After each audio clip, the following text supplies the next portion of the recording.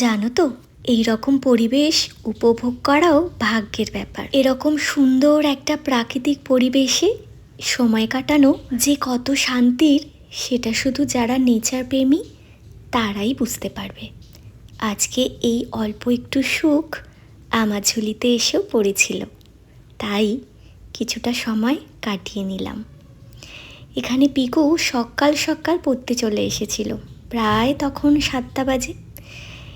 এতক্ষণে পড়া শেষ হয়ে গিয়ে বাড়ির দিকে রওনা দিচ্ছি। তাড়াতাড়ি বাড়ি ফিরে আবার কি মেনু হবে সেটা আবার বানাতে হবে। চলো বাড়ির দিকে আমরা দুজনে মিলে গল্প করতে করতে এগোচ্ছি। তাড়াতাড়ি চলে যাব আজকে, তাড়াতাড়ি হয়ে গেছে। সকাল হতে না হতেই কাজের শেষ নেই, তাই যেটুখানি সময় পাওয়া যায় নিজের জন্য সেটা আনন্দ করে কাটানোই ভালো। যে হারে গরম পড়েছে, গরমের ঠেলায় আমরা সবাই যা অস্থির হয়ে যাচ্ছি, কবে যে বৃষ্টি হবে সেটা ভেবেই পাওয়া যাচ্ছে না। মাঝে মধ্যে একবার দুবার হয়তো হচ্ছে, কিন্তু সেটা ঠান্ডা হচ্ছে কই, সেই যেই কি সেই। কিছু করার নেই, দেখা যাক কবে ঠান্ডা হয়। জানো তো, বাড়ি ফেরার পথে পিকুর পাপা এই তালশাঁসগুলো এনেছিল। এখন তো চারিদিকে তালশাঁসের মেলা। আজকেও আমি বেরিয়েছিলাম, চারিদিকে তালশাঁসের দোকান, দেখতে বেশ ভালো লাগছিল। কাল আমাদেরও নিয়ে এসেছে, খাওয়া হয়নি, ফ্রিজে রাখা ছিল। আজ পিকু বলল একটু বের করো খাই, সেই জন্য বের করেছি। দেখি মেয়েটাকে একটু দিই। আজ তাড়াতাড়ি করে যে রান্নাগুলো করলাম সেগুলো ঝটপট তোমাদের দেখিয়ে দিই। এটা হয়েছে চিকেন স্টু।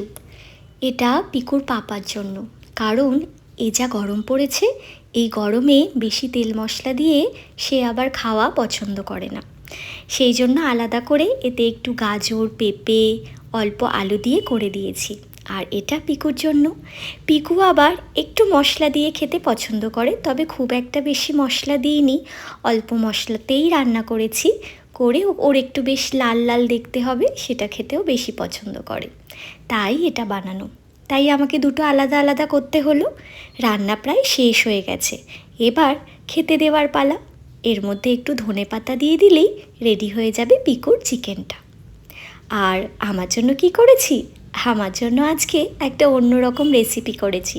সেই রেসিপিটা তোমাদের সঙ্গে কালকে আমি শেয়ার করব অবশ্যই। আজকে তোমাদের জাস্ট বলে দিচ্ছি, আমি করেছিলাম কলার কোপ্তা।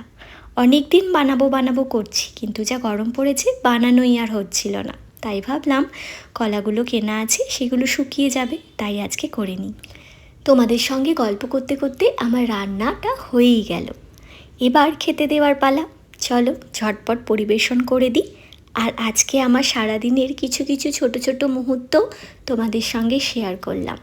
আর কখনো এই রকম সুন্দর নেচারে বসে সময় কাটিয়েছো তোমরা? যদি কাটিয়ে থাকো তাহলে কমেন্ট করে আমাকে অবশ্যই জানিও। আমি তোমাদের প্রতিদিনের মতো কমেন্টের আশায় বসে থাকবো।